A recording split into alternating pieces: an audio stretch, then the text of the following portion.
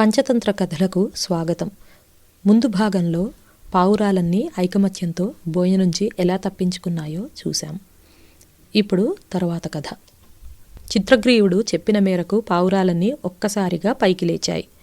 వలతో పాటుగా ఆకాశంలోకి ఎగిరిపోయాయి. జరిగినదంతా మొదటి నుంచి గమనిస్తున్న లఘుపతనకుడు అనే కాకి ఈ పావురాలు ఎక్కడికి వెళ్తున్నాయి, వల నుంచి ఎలా తప్పించుకుంటాయి, ఇదేదో చూడదగ్గదే అనుకుని అది కూడా ఆకాశంలోకి ఎగిరి పావురాలను అనుసరించింది. ఇలా ఎంత దూరం ఎగరాలి, ఎక్కడికని ఎగరాలి? చిత్రగ్రీవుణ్ణి ప్రశ్నించాయి పావురాలు. గండకీ నది వరకు ఎగరాలి.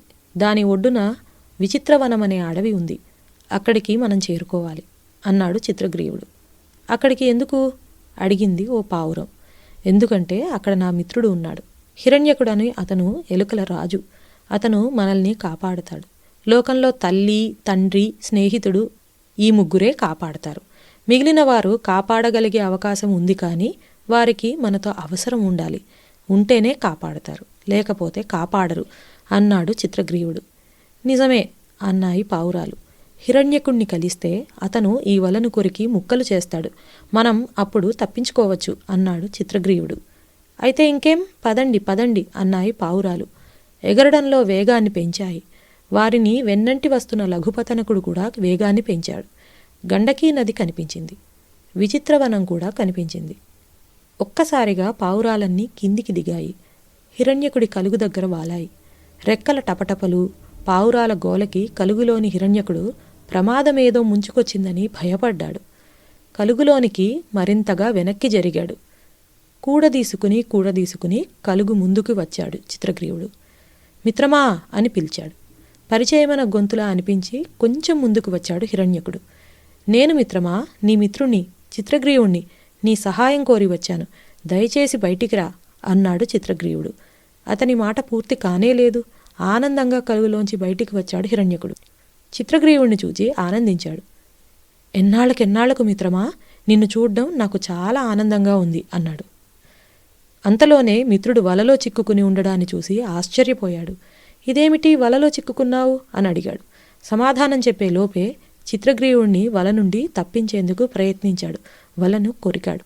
ఆగాగు, నన్ను విడిపించడం కాదు, ముందు నా వాళ్లను విడిపించు, తర్వాత నన్ను విడిపించు అన్నాడు చిత్రగ్రీవుడు. రాజుగా తోటివారిని కాపాడడం ప్రథమ కర్తవ్యం అనుకున్నాడతను. పూర్వజన్మలో ఏ పాపం చేశామో అందరం ఇలా వలలో చిక్కుకున్నాం. పాపం పుణ్యం కాదు గాని బుద్ధిగా ప్రవర్తించలేకపోయాం. ఫలితంగా శిక్ష అనుభవిస్తున్నాం అన్నాడు చిత్రగ్రీవుడు. వల కొరక్కుండా ఆలోచిస్తున్న హిరణ్యకుణ్ణి చూశాడు. ఏమిటి ఆలోచిస్తున్నావు మిత్రమా అడిగాడు. ఏం లేదు మిత్రమా, నా పళ్ళు కొంచెం ఇబ్బంది పెడుతున్నాయి, నొప్పెడుతున్నాయి. మొత్తం వలంతా కొరకడం అంటే కష్టం అనిపిస్తోంది. ముందు నిన్ను విడిపించని, తర్వాత సంగతి తర్వాత ఆలోచిద్దాం అన్నాడు హిరణ్యకుడు. చిత్రగ్రీవుడికి హిరణ్యకుడి మాటలు నచ్చినట్టు లేదు. అదోలా చూశాడు.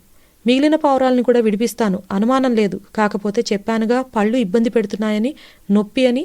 ముందు నిన్ను విడిపించని అని చిత్రగ్రీవుడి దగ్గర వలతాళ్లని కొరికే ప్రయత్నంలో పడబోయాడు హిరణ్యకుడు. చిత్రగ్రీవుడు అతనికి అందక వెనక్కి జరిగాడు. ఆశ్చర్యంగా చూశాడు హిరణ్యకుడు. నీకు నొప్పి కలగనంత వరకు నన్ను తప్ప ఎంతమందిని నువ్వు విడిపించగలిగితే అంతమందిని ముందు విడిపించు. అందరూ విడుదలైన తర్వాతే నా గురించి నువ్వు ఆలోచించు. అంతేగాని నన్ను ముందు విడుదల చేసి మిగిలిన పావురాల సంగతి తర్వాతంటే భావ్యం కాదు అన్నాడు చిత్రగ్రీవుడు. నవ్వాడు హిరణ్యకుడు. నువ్వు చెప్పేది చిత్రంగా ఉంది మిత్రమా. తనకు మాలిన ధర్మం అంటారే, అలా ఉంది నువ్వు మాట్లాడేది. ముందు నీ గురించి నువ్వు ఆలోచించుకో, తర్వాత మిగిలిన వారి సంగతి ఆలోచించవచ్చు. అలా కాదు, వారి సంగతే ముందు ఆలోచించాలి, తర్వాతే నా సంగతి అంటావా?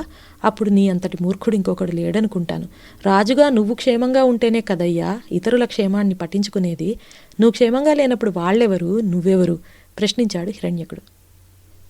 నిజమే, కానీ నా వాళ్లంతా కష్టంలో ఉండడాన్ని నేను భరించలేను. సాటివారు కష్టంలో ఉంటే వారిని ఆదుకోవాలి. అందుకు ప్రాణత్యాగం చేసినా తప్పులేదు. నేను వాళ్ళు ఒకటే. వాళ్ళు లేకుండా నేను లేను, నేను లేకుండా వాళ్ళు లేరు. ఆపదలో ఉన్న నా వాళ్లను నేను రక్షించుకోలేనప్పుడు నాకు ఈ రాచరికం ఎందుకు, ఎవరిని ఉద్ధరించడానికి అన్నాడు చిత్రగ్రీవుడు. పావురాలన్నీ గొప్పగా చూశాయి తమ రాజుని. రాజంటే చిత్రగ్రీవుడే అనుకున్నాయి. ఏదో రోజు అందరం పోయేవాళ్లమే. ఈ శరీరం అశాశ్వతం, అది తెలుసుకో ముందు. తెలుసుకుని ఉన్న 4 రోజులు 4 కాలాల పాటు నిలిచే పనులు చేయాలి. తోటివారికి సాయం చేయాలి. అందుకని చెబుతున్నాను. మరోలా అనుకోకు. ముందు నా వాళ్లను కాపాడు, తర్వాత నీకు వీలైతే నన్ను కాపాడు అన్నాడు చిత్రగ్రీవుడు. అతని మంచితనానికి ముచ్చటపట్టాడు హిరణ్యకుడు. మనసులో జేజేలర్పించాడు. మిత్రమా, నీదెంత మంచి బుద్ధి! మంచి చెడ్డలు రెండూ నీకు బాగా తెలుసు. ఈ పావురాలకే కాదు, ముల్లోకాలకు నువ్వు రాజు కావాల్సిన వాడవు, గొప్పవాడవు అన్నాడు. మెచ్చుకోలుగా మిత్రుణ్ణి చూసి తర్వాత వలతాళ్లన్నీ కొరికి అందర్నీ బంధవిముక్తుల్ని చేశాడు.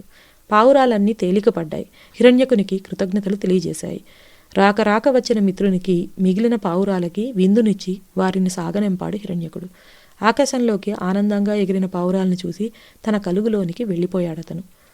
పావురాలతో పాటుగా వచ్చి అంతా చాటుగా చూసిన లఘుపతనకుడు పావురాలకు ఎలుక చేసిన సాయాన్ని మనసులో మెచ్చుకోకుండా ఉండలేకపోయాడు. వలతాళ్ల నుండి పావురాలను ఎలుక విడిపించిన తీరు బాగుంది అనుకున్నాడు. స్నేహమంటే ఇది, ఇలా ఉండాలి, స్నేహితులంటే వీళ్ళు, చిత్రగ్రీవుడు హిరణ్యకుడు అనుకుంది. తను కూడా హిరణ్యకునితో స్నేహం చేయాలనుకుంది. అనుకున్నదే ఆలస్యం. చాటు నుంచి తప్పుకుని హిరణ్యక అని పిలిచాడు. మళ్లీ తనని పిలుస్తున్నది ఎవరా అని సాలోచనగా చూశాడు హిరణ్యకుడు. నువ్వు మామూలు వాడివి కాదు, మహానుభావుడివి. ఇందాక జరిగిందంతా నేను చూశాను. చిత్రగ్రీవుడికి నీలాంటి స్నేహితుడు ఉండడం అతని అదృష్టం. నాకు కూడా నీతో స్నేహం చేయాలని ఉంది, నీతో తిరగాలని ఉంది. మనిద్దరి స్నేహం కూడా ముందు తరాలకి ముచ్చటగా ఉండాలి. రా, బయటికి రా, మాట్లాడుకుందాం అన్నాడు లఘుపతనకుడు. అసలు ఎవరు నువ్వు? కలుగులోంచే ప్రశ్నించాడు హిరణ్యకుడు. లఘుపతనకుడు జవాబు చెప్పబోయేంతలోనే మళ్ళీ ఇలా అన్నాడతను. నువ్వెవరో తెలీదు, నీ రూపురేఖలేంటో తెలీదు. తెలియని వారితో స్నేహం చేయడం ఎలా? పాపం భయపడుతున్నాడనుకుని సన్నగా నవ్వుకుని ఇలా అన్నాడు లఘుపతనకుడు. నేనో కాకిని, నా పేరు లఘుపతనకుడు. కాకి అన్న మాట వినిపించగానే హిరణ్యకుని గుండెలు జారిపోయాయి. కాకితో స్నేహమా? కలలో మాట అనుకున్నాడు. అమ్మో, నీతో స్నేహమా? జరగని పని. మీ కాకి జాతి పనేమిటి? మా ఎలక జాతిని పట్టి చంపి తినడం. మీతో స్నేహం అంటే కోరి చావును కొని తెచ్చుకోవడమే. వద్దు, నీకు నాకు స్నేహం కుదరదు, వెళ్ళిక్కడి నుంచి అన్నాడు హిరణ్యకుడు. అది కాదు, నేను చెప్పేది విను, ముందు బయటికి రా. చచ్చినా రాను. బయటికి వస్తే నన్ను పొడుచుకుని తింటావు. సమాన వియ్యం సమాన కయ్యం అంటారు. అలాగే స్నేహం కూడా సమానులతోనే చెయ్యాలి. నువ్వు నేను ఏ రకంగానూ సమానులం కాదు. అందుకని ఎందుకొచ్చిన గొడవ? మనిద్దరికీ స్నేహం కుదరదు గాని వెళ్ళిక్కడి నుంచి అన్నాడు హిరణ్యకుడు. లఘుపతనకుడు కదిలిన శబ్దం వినరాలేదు. దాంతో మళ్ళీ ఇలా అన్నాడు. తారతమ్యాలు తెలుసుకోక వెనకటికి ఓ జింక నక్కతో స్నేహం చేసి ప్రాణాల మీదికి తెచ్చుకుంది. ఆ కథ నీకు తెలుసు కదా? తెలీదు అన్నాడు లఘుపతనకుడు. అయితే విను, చెబుతాను అంటూ కథ చెప్పసాగాడు హిరణ్యకుడు. తరువాతి కథ వచ్చే భాగంలో చూద్దాం.